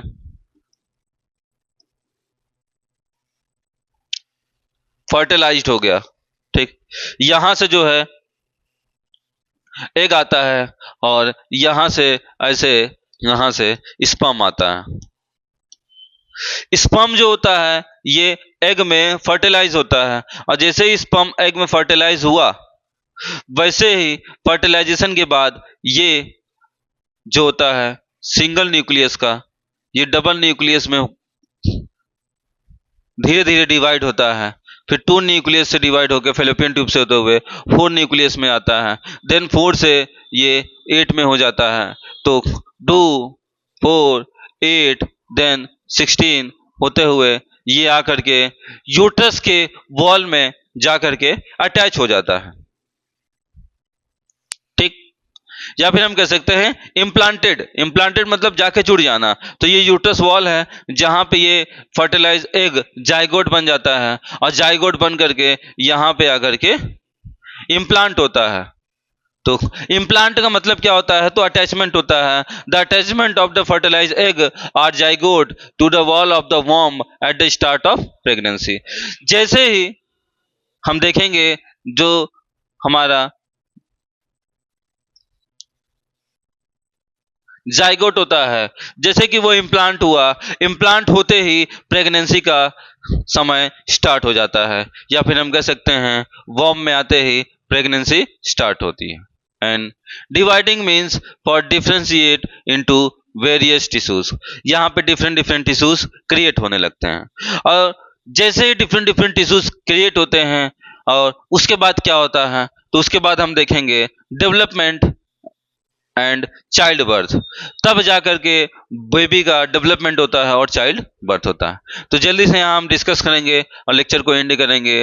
we have already studied that the mother body is design to undertake the development of the child. हम पहले से ही जानते हैं, हम बहुत अच्छी तरह से जानते हैं कि जो बच्चे पैदा होते हैं वो फीमेल बॉडी से ही होते हैं, ठीक है। तो ये तो छोटे छोटे बच्चे भी जानते हैं, और बड़े बच्चे तो नॉर्मली मान लो जानते ही हैं, बड़े लोग तो जानते ही हैं। तो छोटे छोटे बच्चे जो होते हैं वो भी जानते हैं कि जो बर्थ होता है वो मदर से होता है, ठीक। तो जैसे ही ये डेवलपमेंट होता है, ठीक है, इस सारे डेवलपमेंट के बारे में हम देखेंगे। तो यहाँ पे हम देखते हैं कुछ फिगर्स से, तो 4th मंथ में इस तरह बेबी डेवलप होता है, 5th month, 6th month, 7th month, 8th month, then 9 month में जो है डिलीवरी हो जाती है। तो यहाँ पे अगर हम बात करें 4 मंथ की, तो 4 मंथ के पहले यहाँ पे क्या होता है, सबसे बड़ा क्वेश्चन तो बच्चों में यही होगा कि सर यहाँ पे 4 5 6 7 8 9 10 दिखाएं, लेकिन 1st 2nd 3rd मंथ कहाँ गया। तो अभी अभी हम लोगों ने पढ़ा था कि आफ्टर फर्टिलाइजेशन जाइगोट बनता है। तो ये 3 मंथ में फर्टिलाइज होना, फर्टिलाइज होकर के जाइगोट बनना, जाइगोट बन करके इम्प्लांट होना, और इम्प्लांट होकर के धीरे धीरे टिश्यूज का डेवलपमेंट होना, ये सारी प्रोसेस जो होती है 3 मंथ होती हैं आफ्टर फर्टिलाइजेशन और 3 मंथ के बाद 4th मंथ से बेबी के डेवलपमेंट होने शुरू होते हैं, बॉडी डेवलपमेंट होती है, बॉडी डिजाइन बनते हैं, इंटरनल ऑर्गन होते हैं, एक्सटर्नल ऑर्गन होते हैं। देन जाकर के 8 to 9th मंथ में बॉडी बेबी जो है पूरी तरह डेवलप हो चुका होता है। चाहे हम देखेंगे रेयर कई केसों में 8 मंथ में भी डिलीवरी हो जाती है, कई केसों में 9 मंथ में। तो देखेंगे hence the uterus prepare itself every month to receive and nurture the growing embryo. तो अगर हम देखें तो पर मंथ जो फीमेल बॉडी का रिप्रोडक्टिव पार्ट होता है, ये पर मंथ रेडी होता है स्पर्म के लिए, या फिर हम कह सकते हैं बेबी डेवलप करने के लिए पर मंथ रेडी रहता है। बट पर मंथ स्पर्म नहीं आ सकता, जिस वजह से प्यूबर्टी के दौरान से लेकर के आफ्टर रिप्रोडक्शन, या फिर हम कह सकते हैं आफ्टर सेक्सुअल इंटरकोर्स, तब तक ये वेट करता रहता है पर मंथ कि अब स्पर्म आएगा। और मैं हमेशा से सज धज के तैयार रहती है, ये हमेशा जो एग होती है हमेशा सज धज के तैयार रहती है कि अब स्पर्म आएगा और मुझे फर्टिलाइज करेगा। बट ये पर मंथ नहीं हो पाता जब मेल या फीमेल बॉडी पूरी तरह से मैच्योर हो चुकी होती है। आफ्टर 18 ईयर या 19, 20 या 21 ईयर ओल्ड जब बॉडी हो जाती है, तब जाकर के सेक्सुअल इंटरकोर्स के दौरान स्पर्म फर्टिलाइज और एग दोनों फर्टिलाइज होते हैं, देन ये ग्रो होता है। तो अगर हम देखें जब ये सेक्सुअल इंटरकोर्स के पहले पर मंथ प्यूबर्टी जो जब शुरुआत होती है तब से लेकर प्रेगनेंसी के पहले तक जब हर मंथ एग रिलीज होता है, तो उस एग का होता क्या है? तो हम देखेंगे फेलोपियन ट्यूब में जब एग आता है तो कुछ दिन इंतजार करता है स्पर्म का। जब इंतजार करते करते थक जाता है और स्पर्म वहां नहीं आता है, तब जो एग होता है वो कहता है चलो अब हम चलते हैं और सुसाइड कर लेते हैं।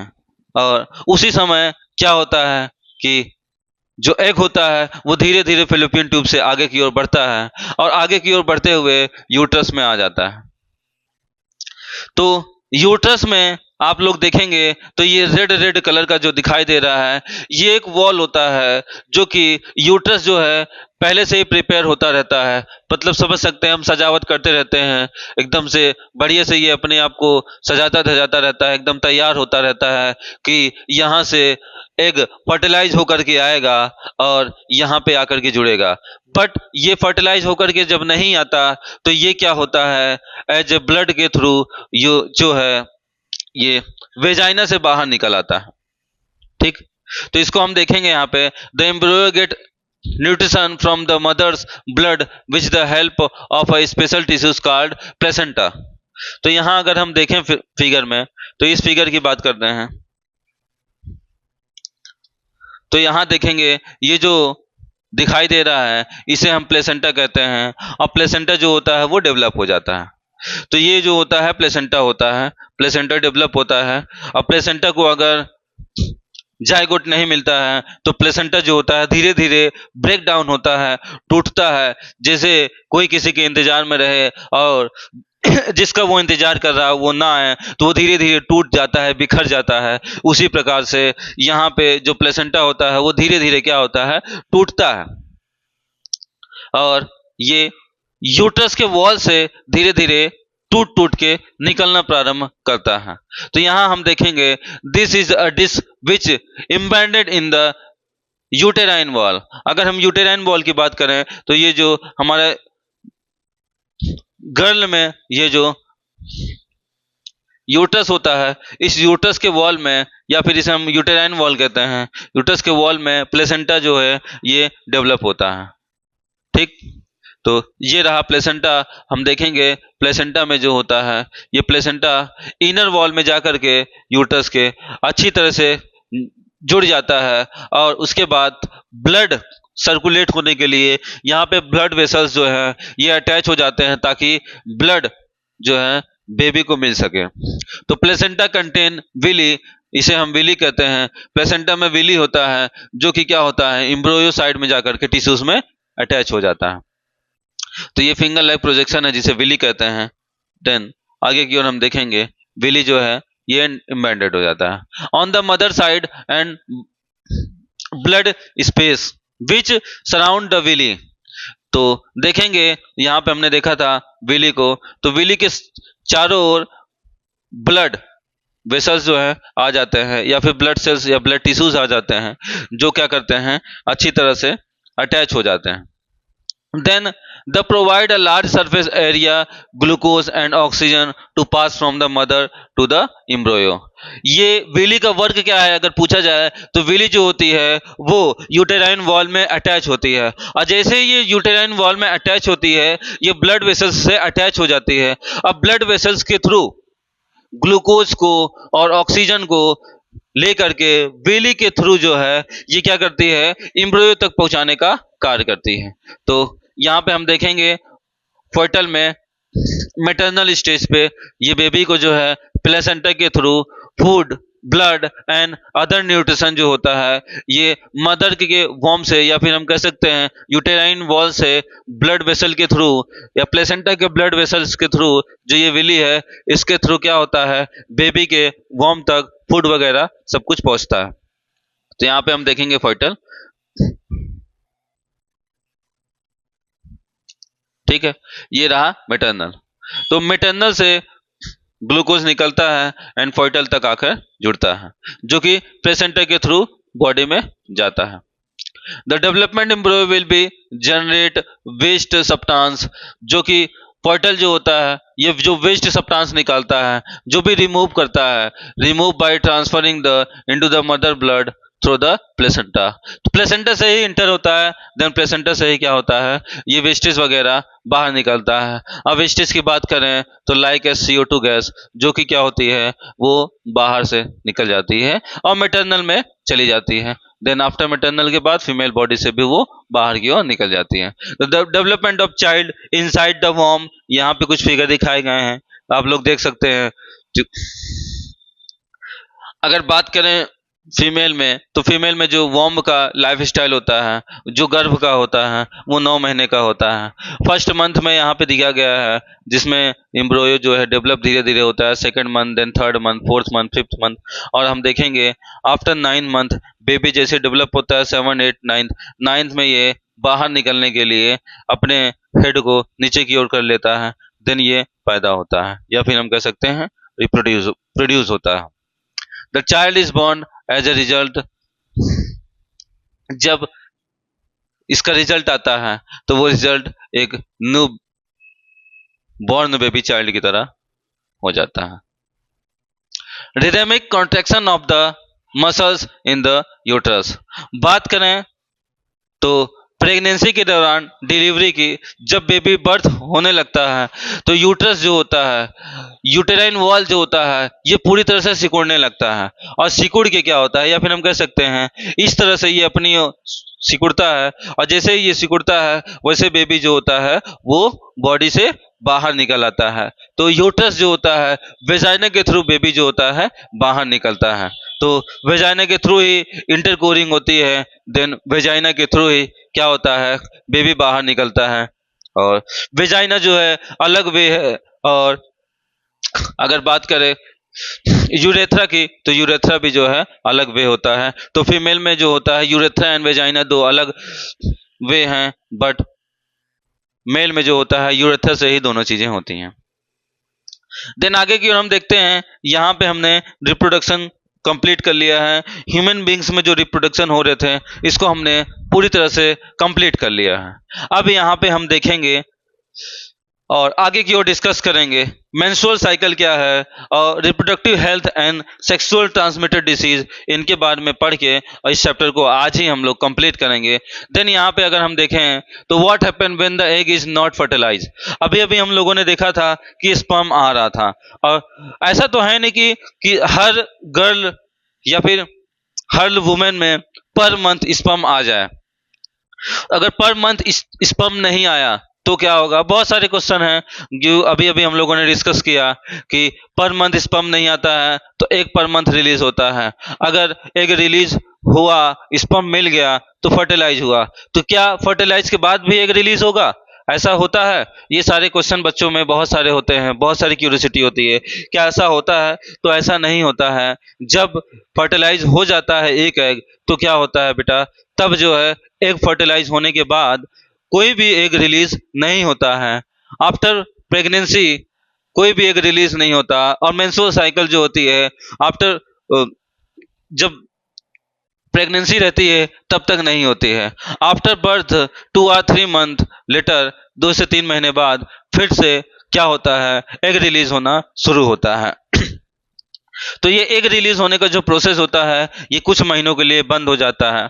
देन हम देखेंगे यहाँ पे जब एग रिलीज हुआ और फेलोपियन ट्यूब में आया, और यहाँ पे फीमेल बॉडी में जब स्पर्म नहीं आता है, तब यह एक करता क्या है, तो हमने बताया था जब ये स्पर्म का इंतजार करता है और एग स्पर्म का इंतजार करते करते थक जाए और स्पर्म ना आए, तो क्या होता है, तब ये एग जो होता है फर्टिलाइज नहीं होता, और जब एग फर्टिलाइज नहीं होगा तो ये लीव्स फॉर अबाउट 1 day, लगभग 1 दिन बाद यहाँ से निकलना है।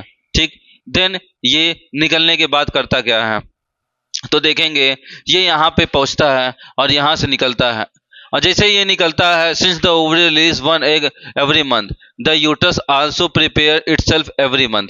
जैसे ही यहाँ से एग रिलीज होता है, वैसे ही ये जो यूटरस होता है ये अपने आप को प्रिपेयर करने लगता है कि हाँ मेरा सजना आएगा मुझे लेने। बट यहाँ पे इसका कोई सजना नहीं आता है, और ये प्रिपेयर होके क्या करती है, बाहर की ओर निकलने लगती है। द यहाँ पे जो लाइनिंग होता है ये थोड़ा थिकर और स्पंजी होता है। देन देखेंगे जैसे ये स्पंजी हो गया है, तो this would be required for nourishing the embryo it is fertilization had take place. अगर फर्टिलाइजेशन होगा तो ये न्यूरिशमेंट देता है, अगर फर्टिलाइजेशन नहीं होगा तो ये यहाँ पे आता है। ठीक है, तो एग यहाँ पे आता है। Now however this lining is not needed any longer.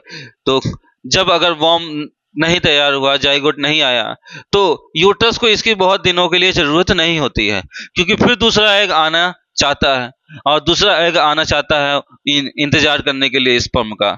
तो क्या होता है, इस लाइनिंग में वो आकर के अटैच होता है। देन क्या होगा, so the lining slowly breaks and comes out through the vagina. तो देखेंगे ये धीरे धीरे जो है ये धीरे धीरे ब्रेक डाउन होने लगता है, टूटने लगता है, बिखरने लगता है।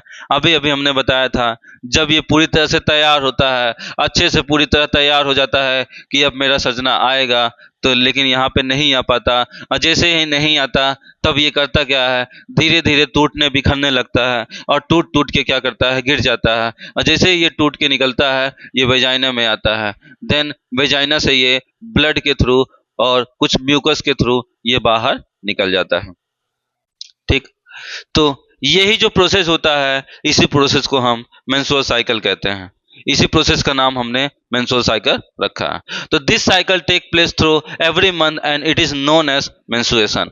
यही साइकिल जो होती है मेंस्ट्रुएशन कहलाती है, जो कि पर मंथ होती है। तो यहाँ पे हम देखेंगे एक फिगर के थ्रू, यहाँ पे मेंस्ट्रुएशन साइकिल जो होती है 1 से लेकर 7 दिनों के लिए होती है। 7 days जो होती है ये मेंस्ट्रुअल साइकिल होती है। देन 7 days आफ्टर फिर से ये एक रिलीज होना शुरू होते हैं, और फिर से ओव्यूलेशन के लिए तैयार होते हैं। ये ओव्यूलेशन क्या होता है, तो ओव्यूलेशन जो होता है यहाँ पे एक तैयार हो रहे हैं, देन यहाँ से ओवरी से एक निकलता है। तो 15 से लेकर के 13 यहाँ पे दिया गया, 13 से लेके 15 दिन या 15 से 17-18 दिन तक ये जो होता है एक रिलीज होकर के स्पर्म के का वेट करता है। ठीक, स्पर्म नहीं मिलता तब ये क्या करता है, धीरे धीरे धीरे धीरे आता है, और यहाँ से आते हुए ओवरी तक आता है। 28 से 30 डेज तक ये ओवरी तक पहुंच जाता है। देन ओवरी से ये यूट्रस तक पहुंच जाता है, और यूट्रस में ये फिर से मेंस्ट्रुअल साइकिल को स्टार्ट करता है, और ये साइकिल कंटिन्यू पर मंथ चलती रहती है। कभी कभी होता क्या है, ये जो मेंस्ट्रुअल साइकिल है, कुछ बच्चों को क्वेश्चन होगा, सर क्या ये 1 to लेके 7 days तक ही होता है, तो ये 7 से 8 days तक भी हो सकता है, क्या ये 28 डे का ही होता है? तो ऐसा नहीं है, ये 28 डे से पहले भी हो सकता है, 2-4 दिन पहले, या 20 दिन का भी हो सकता है। ठीक है, और 30-35 दिन का भी हो सकता है। तो लेकिन मोस्टली जो होता है ये 28 to 30 डेज का ही होता है। बाकी रेयर केस में हार्मोनल चेंज की वजह से ये पहले और बाद में हो सकता है। It is usually latest for about 2 to 8 days। तो यहाँ पे दिया गया है ये यूजुअली 2 से लेके 8 दिनों तक हो सकता है। देन बात करते हैं हम, इसकी कंप्लीट हो चुका है यहाँ पे। देन आगे की ओर हम देखेंगे तो यहाँ पे रिप्रोडक्टिव हेल्थ की बात करते हैं, और रिप्रोडक्टिव हेल्थ के बाद टॉपिक को हम कंप्लीट करके खत्म करते हैं। यहीं पे हमारा चैप्टर एंड करेंगे।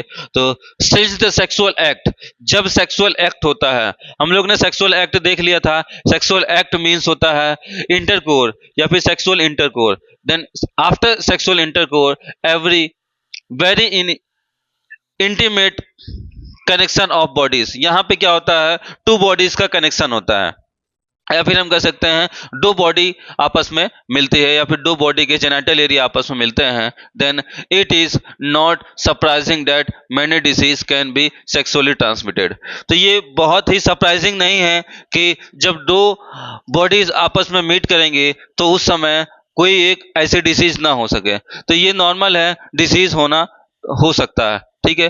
तो बहुत सारे डिसीज होती हैं जो कि सेक्सुअली ट्रांसमिटेड होती हैं, या फिर हम कह सकते हैं सेक्सुअली एक पर्सन से दूसरे पर्सन में जा सकती है। तो कुछ ऐसे डिसीज के बारे में हम देखेंगे, disease which are spread by sexual contact with an infected person. तो जो इन्फेक्टेड पर्सन होता है, इन्फेक्टेड पर्सन मतलब जिसमें कोई डिसीज है, अगर कोई डिसीज है और वो ट्रांसमिट हो रही है सेक्सुअल इंटरकोर के दौरान, तो सेकंड पर्सन में भी क्या होगा, वो डिसीज जा सकती है। तो इन सब डिसीज को रोकने के लिए हम कुछ मेथड का यूज करते हैं। तो हम यहाँ देखेंगे सेक्सुअल ट्रांसमिटेड डिसीज, जिसको STDs कहा जाता है। STDs मतलब होता है सेक्सुअल ट्रांसमिटेड डिसीज, जो कि सेक्सुअल इंटरकोर के दौरान फैलता है, ठीक है।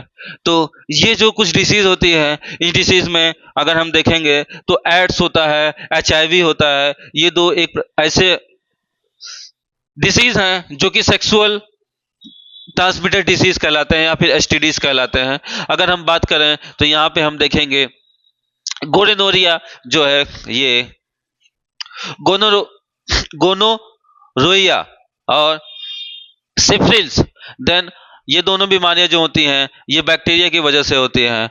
एड्स और वॉर्ट्स जो होते हैं, ये जो होते हैं दोनों वायरल डिसीज होती हैं, जो कि एक इन्फेक्टेड पर्सन से दूसरे इन्फेक्टेड पर्सन में जाती हैं। तो ये सारी जो है ट्रांसमिटेड डिसीज हैं, जो कि सेक्सुअल ट्रांसमिटेड डिसीज हैं। आगे हम देखेंगे रिप्रोडक्टिव हेल्थ में, it is possible to prevent the transmitted of the such disease during the sexual act. तो हम यहाँ पे एक क्वेश्चन ये आता है, क्या ये पॉसिबल है कि इस डिसीज से बचा जा सकता है? अगर आप लोग के अंदर क्वेश्चन आ रहा होगा कि सेक्सुअल ट्रांसमिटेड के दौरान अगर डिसीज हो जाता है तो सेक्सुअल ट्रांसमिटेड करते क्यों है? तो सेक्सुअल ट्रांसमिटेड करना इसलिए जरूरी होता है क्योंकि रिप्रोडक्शन, या फिर हम कह सकते हैं रिप्रोड्यूस करना, अपने ही जैसे ह्यूमन बींग्स को रिप्रोड्यूस करना। लेकिन उस रिप्रोड्यूस के दौरान क्या होता है, बीमारियां भी हो सकती हैं। तो उस बीमारियों को बचने के लिए, तो ये बीमारियां ऐसे होती हैं जो इन्फेक्टेड पर्सन होता है उसी से होती है, या फिर ये नहीं कि हम सेक्सुअल इंटरकोर्स करते हैं तो हम बीमार हो जाते हैं, ऐसा नहीं है, ठीक है। तो अगर बीमारियां होती है तो इन बीमारियों से बचने के लिए कोई रास्ता, तो हाँ, हर बीमारियों से बचने के लिए रास्ता होता है। अगर हमें मलेरिया होना है तो मलेरिया से बचने के लिए हमें मच्छरों से बचना होगा। अगर हम मच्छरों से बच गए तो मलेरिया नहीं होगा।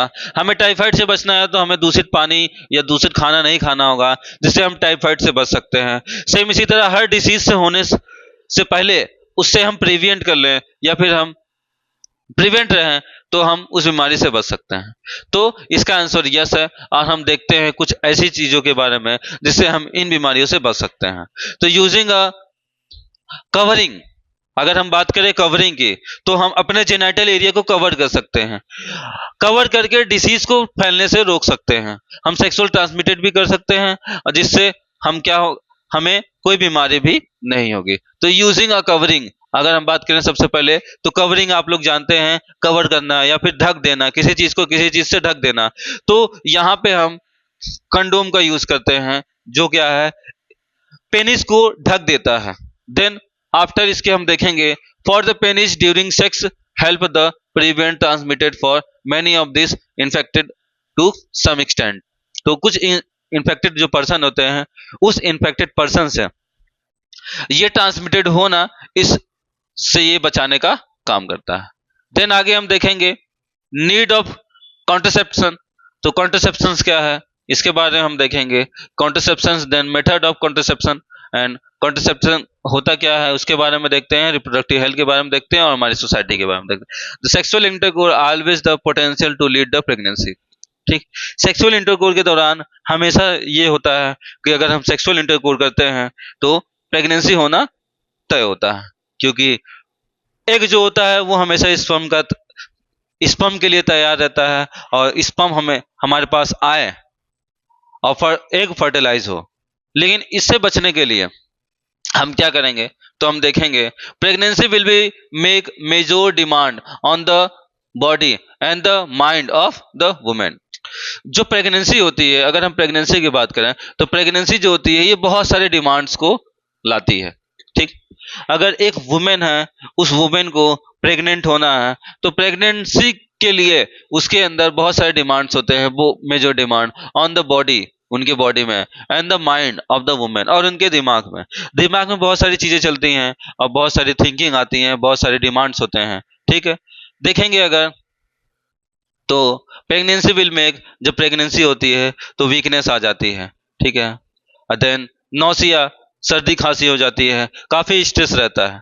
ठीक है, and if she is not ready for it, her health will be adversely affected. इस वजह से वो नहीं रेडी हो पाती है या फिर उसका हेल्थ नहीं रेडी रहता है। ठीक है, देन हम बात करेंगे therefore many ways have been device to avoid pregnancy. तो हम यहाँ देखेंगे बहुत सारे डिवाइस हैं जो कि प्रेगनेंसी को अवॉइड कर सकते हैं, क्योंकि वुमेन जो होता है, एक वुमेन जिसके अंदर बहुत सारी थिंकिंग्स होती है प्रेगनेंसी को लेकर के, जिस वजह से उसकी बॉडी बहुत सारी चीज़ों को करती है। ठीक, और वो प्रेग्नेंट भी नहीं होना चाहती है और बहुत सारी चीज़ें उसकी बॉडी रिक्वायर्ड करती है।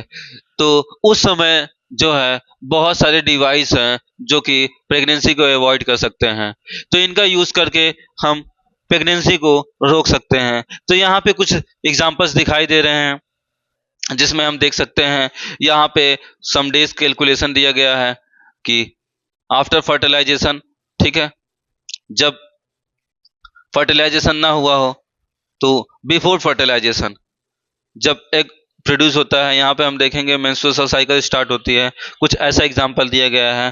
प्रेगनेंसी ना हो उसलिए, तो यहाँ पे हम देखेंगे कुछ अलग अलग डिवाइस दिए गए हैं और ये डिवाइस जो होते हैं ये क्या करती हैं, प्रेगनेंसी को रोकने का काम करती हैं। तो जिसमें कुछ यहाँ पे हम लोग एग्जांपल देख सकते हैं। The method of we are called as contraceptive method. तो ऐसा मेथड जो प्रेगनेंसी से बचाता है उसे हम कॉन्ट्रासेप्टिव मेथड कहते हैं, या फिर मेथड्स ऑफ बर्थ कंट्रोल, या फिर हम कह सकते हैं कि बर्थ को कंट्रोल करने का मेथड। तो बर्थ को कंट्रोल करने का मेथड जो है इन सारे डिवाइसेस हैं, ये सारे डिवाइसेस जो है करती हैं। The contraceptive method have numbers of categories based on their appropriates. अगर बात करें तो बहुत सारे डिवाइस हैं और वो बहुत सारी तरीके से हैं। तो हम यहाँ पे हम देखते हैं, तो सबसे पहले हम बैरियर मेथड भी देख लेते हैं। ये इसे हम बैरियर मेथड भी कहते हैं। मेथड ऑफ बर्थ कंट्रोल, अगर बर्थ कंट्रोल की बात करें तो सबसे पहले बैरियर आता है, जिसमें जो होता है कंडोम्स का यूज करके हम बर्थ को भी कंट्रोल कर सकते हैं और साथ ही साथ एसटीडीज को भी प्रोटेक्ट कर सकते हैं, किसी बीमारी से होने से भी बच सकते हैं। सेकंड, अगर हम बात करें डायफ्राग्म की, तो ये जो होता है ये भी एक प्रकार का फीमेल कंडोम की तरह होता है जो prevent the entire of sperm, ठीक, सॉरी, एंट्री ऑफ स्पर्म। ये जो है स्पर्म को इंटर करने से प्रिवेंट करता है। तो अगर बात करें बैरियर की, तो पहला बैरियर जो है ये मेल के लिए है, देन सेकंड जो है ये फीमेल के लिए है। अगर हम बात करें another category of contraceptive act by changing the hormonal balance of the body to the egg are not released and fertilization cannot occur। एक और मेथड है कॉन्ट्रासेप्टिव का जिसमें क्या होता है, एग रिलीज होने से ही रोक दें। अगर हम एग रिलीज होने से ही रोक दें तो ये चीजें हम देख सकते हैं। This method is called as chemical method. इस मेथड को हम केमिकल मेथड कहते हैं। तो केमिकल मेथड की बात करें तो हम ओरल पिल्स वगैरह ले सकते हैं, कुछ दवाइयाँ ले सकते हैं, और इस दवाइयों की वजह से क्या कर सकते हैं, हम ओवरी से एग रिलीज होने को रोक सकते हैं। तो यहाँ पे हम देखेंगे this drugs commonly need to be taken orally by female as pill, ये फीमेल के द्वारा लिया जाता है, मेल के द्वारा नहीं लिया जाता, जिससे एग रिलीज होना बंद हो जाता है।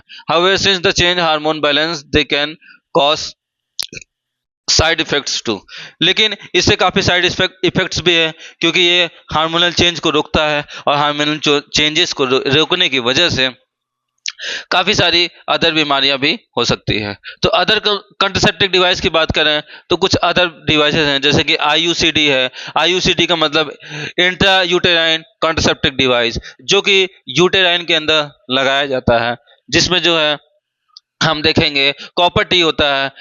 इंट्रा यूरेटाइन इंट्रा यूरेट्राइन कॉन्सेप्टिव डिवाइस होता है, इसमें एग्जांपल में हम लोग लिख सकते हैं कॉपर टी, जो कि जो होता है यहाँ से एक आने से रोकता है, ये लगाया जाता है। देन द लूप होता है, ये लगाया जाता है। इसके कोई साइड इफेक्ट नहीं होते हैं,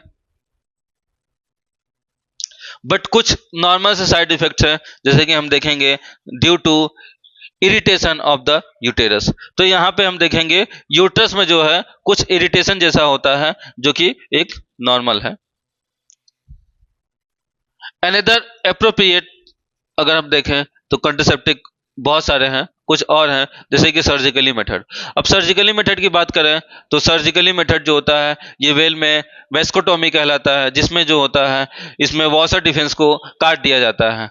देन अगर हम फीमेल की बात करें तो फीमेल में जो है ट्यूबेक्टोटॉमी है। ट्यूबेक्टोटॉमी में जो होता है फेलोपियन ट्यूब को काट दिया जाता है या रिमूव करके अलग कर दिया जाता है, जिससे एक तो रिलीज होते हैं बट यहीं तक रह जाते हैं और वहीं पे डेड हो जाते हैं। तो यहाँ पे हमने सर्जिकली मेथड देख लिया। देन अनवांटेड प्रेगनेंसी, जैसे कि हम देखेंगे सपोज कभी प्रेग्नेंट कोई फीमेल हो गई तो उस दौरान उसे प्रेग्नेंट नहीं होना चाहिए था, बट वो एक्सीडेंटली हो गई, तो क्या होता है? तो उस दौरान जो होता है यहाँ पे सर्जिकली क्या किया जाता है, सर्जन जो होता है ये वॉर्म को रिमूव कर देता है। लेकिन ये मेथड जो है इसका पीपल लोग या फिर लोग जो है बहुत ज्यादा मिसयूज कर रहे हैं, तो इस मिसयूज को रोकने के लिए गवर्नमेंट ने इसे बैन कर दिया है। यह मेथड जो है बैन कर दिया गया है और इस मेथड का यूज नहीं होता। देन सच सर्जरीज में missed by people who do not want to particular child. बात करें तो पार्टिकुलर चाइल्ड जैसे मेल और फीमेल की, तो अगर फीमेल बेबी होती है तो उसे नहीं लिया जाता। तो लिंग जांच या फिर हम कह सकते हैं कि बेबी मेल है या फीमेल उसको पता लगाना, ये भी बैन है इंडिया में, और ये गर्ल है या बॉय है ऐसे किया जाता है। तो ये सारी चीजें जो है पूरी तरह से इंडिया में बैन। अगर बात करें हम तो female male sex ratio must be maintain. तो फीमेल और मेल इन दोनों का सेक्स रेशियो मेंटेन रहे, इस वजह से ये रूल या फिर इस चीज को रेडी किया गया था या फिर इस रूल्स को अप्लाई किया गया था, ताकि फीमेल और मेल का रेशियो इक्वल बना रहे। अगर ऐसा होता फीमेल को वॉर्म पे ही डेड कर दिया जाता या मार दिया जाता, तो फीमेल की संख्या कम हो जाती और मेल की संख्या ज्यादा हो जाती। इस वजह से रेशियो को इक्वलाइज करने के लिए इसका यूज किया गया।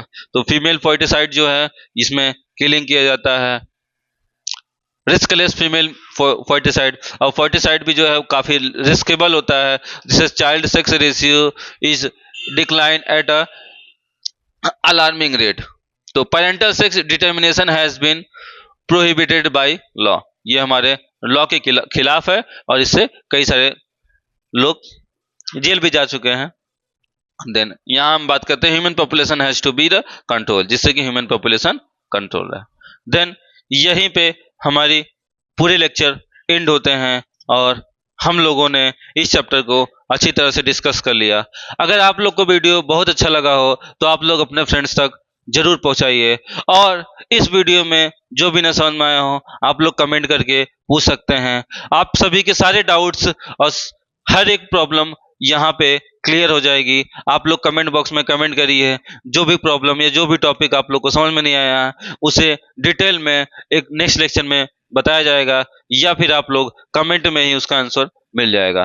तो आप लोग कमेंट जरूर करिएगा, जो भी प्रॉब्लम होगी आप लोग उसे जरूर बताइएगा, और साथ ही साथ आप लोग इस वीडियो को पूरा देखिए ताकि आप लोग को सारी इंफॉर्मेशन मिल सके अपनी बॉडी से रिलेटेड, और आप लोग कभी भी जो है इसका मिसयूज ना करिएगा, और इस सारी चीजों को जानते रहिए और अच्छे से हमारे साथ बने रहिए। और इसी तो हम लोग चलते हैं, अपने नेक्स्ट लेसन में मिलेंगे, तब तक के लिए बाय।